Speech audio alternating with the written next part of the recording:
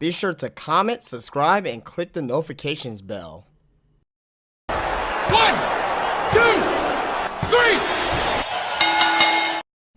Hey, what's up, guys? JD Venom here, part of Venom Nation Wrestling, and this is my NXT review here tonight. NXT, the go-home show for NXT Takeover Chicago this Saturday, live on the WWE Network.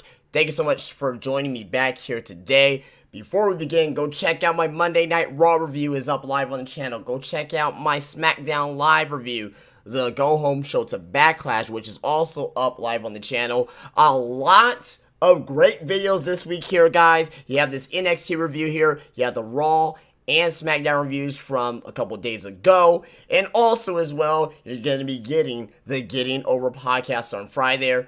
There's going to be some great news coming out for NXT Takeover. Some possible hints and rumors about the show. You definitely don't want to miss out on that. And also, as well, I do have a news story here about Finn Balor and on if Vince McMahon is de-pushing Finn Balor. So don't want to miss that story as well. And also as well, on Saturday, you're going to get the NXT review. Sunday, you're going to get the Backlash review. Also on Saturday, you're going to get the top 10 video of the week. I don't know what top 10 I'm going to be doing as of yet, but just a lot of videos to come on the channel. Friday as well. Friday, the UK tournament. Also along with the Getting Over podcast. So there's a lot of videos in store for here this week. You don't want to miss out. And please click that subscribe button and leave a thumbs up. And tell your friends and family come and join the Venom Nation Wrestling here on YouTube. So, NXT tonight from Full Sail University. Like I said, the last go-home show going into NXT TakeOver Chicago. Very much so anticipated show. I can't wait for it. There's right now we have our 5 matches set for TakeOver, so I don't see more than 5 matches at TakeOver because when I went to NXT San Antonio here in San Antonio, it was only 5 matches. NXT TakeOver Orlando was 5 matches. NXT Toronto was 5 matches. NXT Brooklyn 2, that was the last one with 6 matches. And some of the other matches that is going to be quote unquote on the pre-show for NXT TakeOver Chicago is not going to be on the actual show itself. So if you're there live, it's going to be fucking fantastic because you're going to get to see everybody who you're expecting to see. But just live on TV, you're not going to see everybody that you want to see. So if you're in Chicago, great. You're going to get to see Drew McIntyre. You're going to get to see Aleister Black. And you're going to get to see the 5 matches on the card as well. And currently right now, breaking down the card. And I'm not giving predictions here. That's another thing. Fucking tomorrow, I'm going to be doing a... you'll be seeing a NXT TakeOver Chicago preview and predictions. And also Backlash preview and predictions as well. I'll be doing that tonight. That'll be uploaded tomorrow. But as of right now, we got Bobby Roode versus Dale Tomlin from the NXT Championship. You got Asuka versus Ruby Riott versus Nikki Cross. A triple threat match for the NXT Women's Championship. Authors of Pain, the NXT Tag Team Champions versus DIY in a ladder match. Tyler Bate versus Pete Dunne for the United Kingdom Championship, which I'm going to say this right now, is going to be the match of the weekend. In my eyes, I think this may be the match of the weekend because both these guys have they definitely have the ability to still NXT TakeOver Chicago, and I'm gonna be very much looking forward to that match because I think both guys are fucking amazing. And then you're gonna have a match that was actually made tonight on NXT, Roderick Strong versus Eric Young, part of Sanity. So those are your 5 matches. I don't expect any more matches to be on the card because right now, for the NXT show next week in Chicago, okay, is going to be Drew McIntyre versus Wesley Blake. That's going to be on NXT next week, but it's still going to be in Chicago for their pre-show, if you get what I'm saying. So NXT Chambers are going to be made next week in Chicago, but if you're there live, good for you, because you're going to get to see Drew McIntyre there live. You're going to get to see Aleister Black live there too, because he's going to be wrestling they're live, and next week they're gonna show the match of Aleister Black on NXT. As far as the show tonight, it was just build, guys. There's really nothing here that, you know, that can really but two good matches. I mean, two pretty good matches. The opener and the actual main event match. Main event match and actually main event of the show. The main event actually main evented Hideo Itami and Bobby Roode, but we're gonna get into that in a second. So we open up NXT tonight, where we see Bobby Roode enter in Full Sail with the NXT title, which looks fucking great. I mean, they were outside there in the sunlight, and the sunlight just makes that gold look even more fucking amazing than what it actually is. So he was yelling to one of his, to one of the people helping him with this bag, saying, "Come on!" So we start tonight with Drew McIntyre versus Sean Maluta. Now, Sean Maluta, we know that he came from the Cruiserweight Classic. We know that he is the cousins of Roman Reigns and the Usos. And he's pretty damn good in the ring. Okay, I liked him against his match at the Cruiserweight Classic against Kota Ibushi. He looked good here tonight. He's been looking good ever since he's been on NXT, but he's just being used as enhancement talent right now. He's not being used as anybody serious. But just by his not really name recognition, but just him being related to the Usos and Roman Reigns, I can see him being in WWE easy. Especially if he's, gonna be part of the Cruiserweight division, because they may bring up new guys for the Cruiserweight division sometime this year. You know what I mean? I think bringing up new guys to the Cruiserweight division may help out. Let me know what you think about that down in the comments. But Maluta hit a great code breaker from the top rope. So basically, he was on the middle rope, not top rope, but on the middle rope, and he jumped down into a code breaker to Drew McIntyre. Now McIntyre got a cut/shiner under his right eye. So, it was, I think it was bleeding a little bit. I think it was kind of bleeding inside there, but it was pretty vicious. And speaking of vicious, he hit a fucking monstrous headbutt on Sean Maluta, and I popped for that like a motherfucker. I was like, oh my god! Just like that. Vicious headbutt by Drew McIntyre, and even just as vicious single leg Yakuza kick for the win. And Drew McIntyre, they're building him up right now as this hard-hitting, strong-style type of wrestler. And, and I like it. I like it. This is where WWE is going right now with the wrestling. They're going with the strong-style type of wrestling. They've been doing this for the past few years. I think probably since maybe 2011, we start seeing hints of that with CM Punk and John Cena at Money in the Bank, because that was a very hard-hitting match. If you remember a spot in the match where CM Punk hit the running knee, where Cena was into the ropes, wasn't in the corner, into the ropes, and when they showed the replay, the knee just went bam right into the fucking chin of Cena. That's where I started noticing that they were going more into a hard-hitting, strong-style type of wrestling from WWE. But be that as it may, McIntyre wins. He gets on the stage afterwards with Miss Charlie Caruso and was asked about Wesley Blake. And says it doesn't matter. He said it doesn't matter about Blake, and you will see him. He challenges to next week into the ring. So that was one of our matches that we're gonna see. If you're in Chicago, you're gonna see it this Saturday. But next week on NXT, we're gonna see that on NXT here. So which is pretty good. After that, we get a recap from last week's main event of Roderick Strong and Hideo Itami. After Roderick Strong loses the match, he gets attacked by Sandy, which was not on NXT television, but it was on. It was definitely on like the WWE, YouTube, and Twitter and Facebook. Strong was backstage with William Regal and says that he wants Sandy. So after that, we see a promo from Eric Young, and Eric Young says, "A new baby, a beautiful fiance, and at the pinnacle of your profession. And you want Sandy at TakeOver Chicago, and you call us crazy."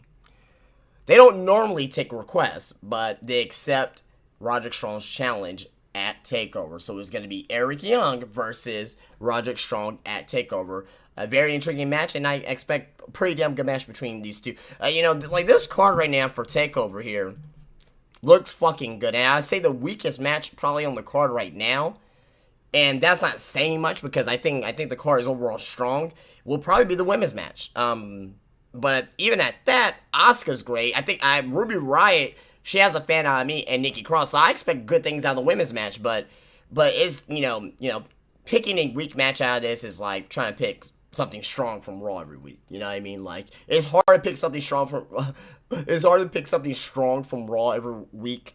It's gonna be hard to pick a weak match out of the 5 matches here that are gonna be at NXT Takeover Chicago. But after that, we saw a flashback of Hideo Itami's career. Now, they did these little flashback promos throughout the night, building up Hideo Itami in case some of you guys may have forgot who he is or where he's come from or what his career in NXT was like. For the first promo, I might as well go through all the promos here. The first promo was that they were showing on how Hideo Itami career began in NXT. They introduced him as Kenta, and they still introduced him as Kenta here. They didn't do like a cutaway, like, he was Hideo Itami all the time here in NXT. Came out as Kenta. They remember when they had the fucking Titantron where it showed Kenta. He came out to the ring. Hideo Itami said that, hey, I want to do this here for a hero of mine. I'm going to be using the name Hideo Itami. Okay, that was the first one.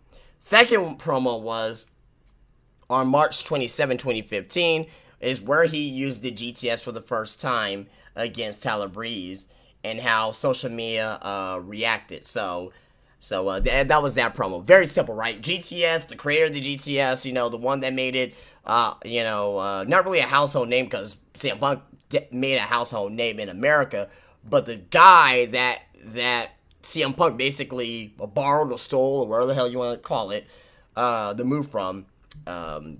That's why it was so big when he used it. They showed another promo here of Hideo Itami of last month where he returned and to face up against Bobby Roode, and he gave Bobby Roode the GTS.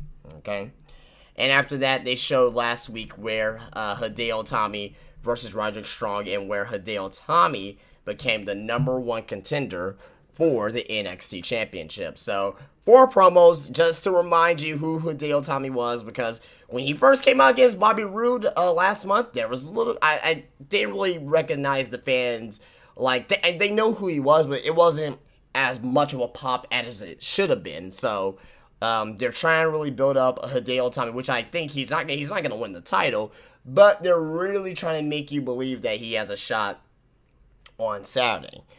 So after that promo, the first promo of Hideo Itami when he said, I'm no longer Kenta, I'm a Hideo Itami, they had a UK Championship promo building up Tyler Bate versus Pete Dunne.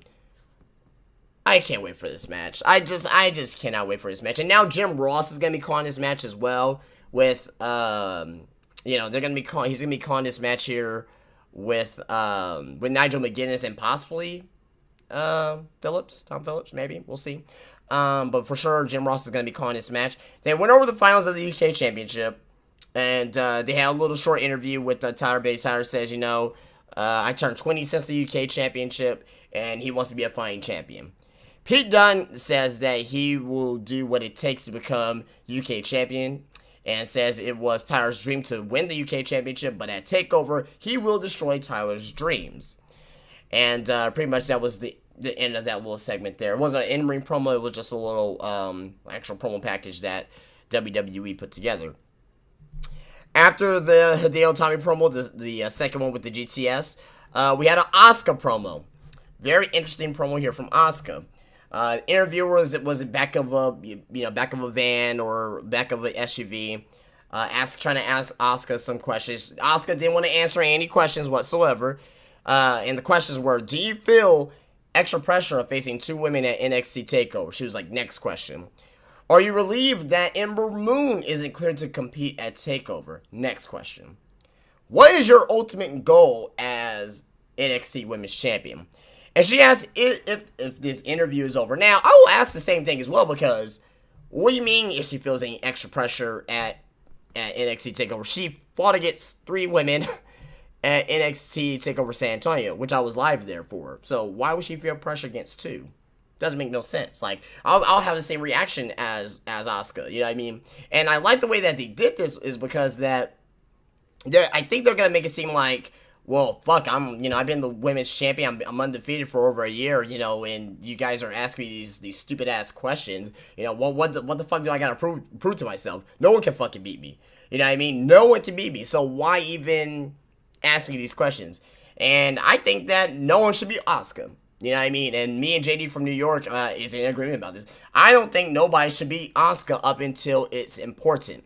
And right now, it's not important enough. And I don't think it's going to be important enough up until she actually makes it to the main roster. She should, vacate the NXT Women's Championship and, lose it to somebody on the main roster that would actually, be worthwhile. Somebody like Charlotte. Somebody like...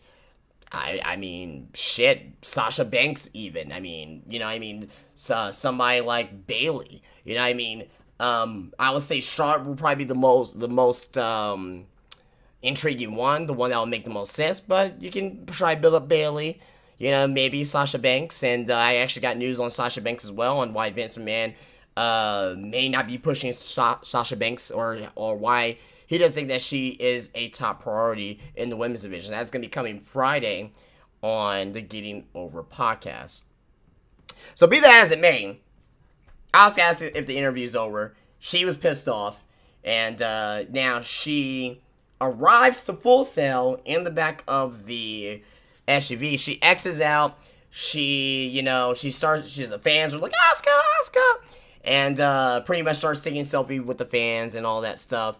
When she leaves, she's leaving, she waves goodbye, and she looks annoyed. She looks annoyed after walking away. So, I don't know if they're trying to make Asuka, like, starting this, obviously they're in the process of turning her heel, obviously. It's been that way for a while now. But now they're really starting to get the ball rolling with that here, because even now she's annoyed by the fans. So she's getting annoyed by the fans. That apparent heel turn is going to happen eventually. It's not fully there yet, but I think after NXT Takeover Chicago, I think a full heel turn will be imminent. After that, we saw Lacey Evans versus Sonya Deville. This wasn't much of anything. Both these women are projects in NXT, and obviously both need a little work. Sonya Deville has an MMA gimmick, and she was actually an MMA fighter.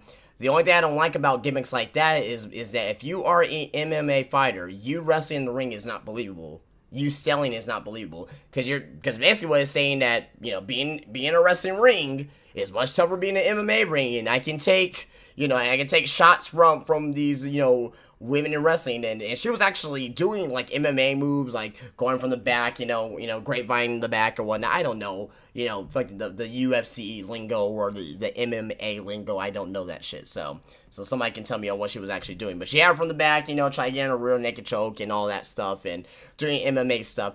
I just don't like the fact that that this is her gimmick. Now it's cool, don't get me wrong, but it's just not believable to me. I mean, maybe against Asuka, she can do some selling. Maybe against somebody like Charlotte even, she can maybe do some selling, but not against Lacey Evans. I mean, she ended up being Lacey Evans with a step up Izagiri to the back of the head, but she was selling from Lacey Evans, which was kind of strange. So let me know what you think about that down in the comments. But Sonya Deville wins, and pretty much a nothing match. So I want to see more from these two here. Maybe I will, have a change of heart. But right now, I'm not really seeing much from both of these women right now. So, next we got Hideo Itami promo. Then after that, we got Cassius Ohno versus Andre Cien Almas, which was a hard-hitting main event for the show.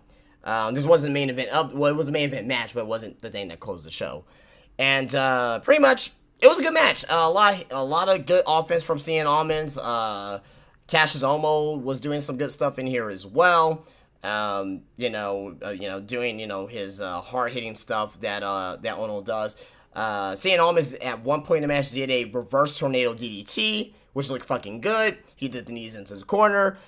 Seeing Almas, man, like, it's just a shame that he's just putting over guys. You know what I mean? You figure that he'll get at least one win somewhere against, in a match like this, against, Ohno, you know, against, I probably won't say like an Aleister Black or Drew McIntyre, but you figure that he'll get a win against, Ohno. You know what I mean? You'll figure that he would at least, get this win here, but no, they're pushing Ohno right now, it looks like here, by WWE, and Ohno wins with that rolling forearm to the jaw of Andrade Cien Almas. So it was a good match. A shame that we're not going to be seeing either one of these guys at TakeOver Chicago, but hey, we can only have so many matches, right? Alright, and after that, Drew McIntyre and Aleister Black, as I mentioned, was announced for next week, but they're going to be there this Saturday at TakeOver Chicago, which is going to be great for the crowd there. We had the Tommy promo from last week where they show a Tommy, not the Tommy promo, but they show Hideo Tommy promo where it was recapping last week's match between him and Roderick Strong. After that, we got the Bobby Roode promo to close out the show and the final build for the main event for NXT Takeover Chicago. He comes out to the ring in a nice fucking suit, looking boss, looking glorious, as they will say, as you guys will say, as I would say, glorious. You look fucking glorious in that suit tonight. But he says that he goes and he hears about Hideo Tommy this, Hideo Tommy that. Go to sleep this, GTS that. He said that, sure, he knocked out a couple people and has broken a couple jaws along the way. He says that he missed that Tommy got him. He knocked him out a couple weeks ago with that GTS. And he says he would just mind his own business in a $5,000 custom-made suit, just like the one that he's wearing right now. Roode went on to say that Tommy, was not provoked, and he was wondering why he got hit with a GTS out of nowhere. He wasn't provoked, and that's every right. He has every right to ask that question. I'm like, I wasn't provoked. I'm just coming out here saying that, hey, this is Bobby Roode's NXT now. I didn't call out Hideo Tommy. I wasn't even thinking about Hideo Tommy. Roode went on to say that he hopes that Tommy enjoys that moment because that will never happen again. He says that he won't be standing in a $5,000 custom-made suit at NXT TakeOver Chicago. He'll be in his boots, his ring gear taped up and ready to go to embarrass him and make an example out of him. He goes on to goes over Tommy's career, saying that he was here, he got hurt, he was here again, and he got hurt again. He didn't think that he was even still employed at this point with NXT. Roode went over his career and on how glorious it is, and how he took NXT to heights that has never been before. And he said that Tommy will go back to Japan and say to his wife and kids that Daddy failed again. But this time he failed because of the NXT champion Bobby Roode. And Bobby Roode is being a very prick-like heel. I love it. It's great. It's fantastic. You can use any synonym to describe glorious. You can use any synonym to describe on Bobby Roode's promo work, the way that he's working as a heel. Great. I love it. Fantastic. It's just great. It's what we've seen in TNA coming to WWE cranked up to level 10. I love it. After that, Tommy comes out and he was coming out to the ring, gets down to the bottom of the ramp, and William Regal comes out and stops him with security. Tommy rushes to the ring and he takes down Bobby Roode. The security immediately separates the two, and Tommy hits 2 GTSs on 2 of the security guys. There was a total of 3. Roode attacks him from behind, and because he was focusing on the third security guy, he's going to give the third security guy a GTS. And pretty much from there, Tommy hits the GTS on Bobby Roode to go off the air, which is giving us a reason to think that Tommy's going to win at NXT TakeOver Chicago, even though I don't think that's going to happen. But hey, hey, maybe WWE wants to shock us. Who knows? You know, maybe I don't know everything, but just the way it looks right now, I just don't see a reason why to take the title off Bobby Roode. I don't see a reason why. You know what I mean? That's just my opinion. You know what I mean? Maybe you guys have a different opinion out there, but that's the way that that NXT goes off the air this week. Again, it was just a build-up show. I like the two bookend matches, the opener, main event, and I liked this promo here for Bobby Roode and the promo with Tyler Bate and Pete Dunne, and also as well the promos throughout the night. Pretty much all the promos tonight was good. All the promos tonight was good. I will say that every promo segment was good. Asuka and everything. The only thing I didn't really like was the Lacey Evans versus Sonya Deville match. So, overall, good thumbs up for the show. Overall, did what it needed to do to build up NXT Takeover Chicago. So, alright guys, well that is it for me. Be sure to leave a thumbs up on your way out. Also as well, you know, a lot of great stuff on the channel this week. Friday is going to be the UK Championship, first episode on the WWE Network, so be sure to come over and check out that. Friday as well, earlier in the day, will be the Game Over podcast. Also as well, on Saturday, the top 10. Like I said, I don't know what top 10 is going to be, but we're going to get a top 10 video this week for sure. And also as well, the NXT Takeover Chicago review, Sunday Backlash review, and a lot of, maybe some couple things in between there. But guys, that's it for me. If you guys like this here, be sure to leave a thumbs up, subscribe to the channel, follow me on Twitter, and like my Facebook page where both links are down below. But definitely follow me on Twitter, because I'm talking on there, guys, and I want to talk to you guys as well about wrestling. So be sure to follow me on Twitter, so you talk to me about Monday Night Raw, SmackDown, or wherever's on. Anything about wrestling, if you just want to chat about anything, I'm open for you guys. And that's how you, also as well, as soon as I go live, not go live, but as soon as I get a video up, I'm thinking about my YouTube channel, my other YouTube channel for JD Venom. But as soon as I actually upload a video, you guys will see it live there on Twitter. But that's it, guys. I hope you guys have a great day, and I'll see you guys tomorrow. Peace out.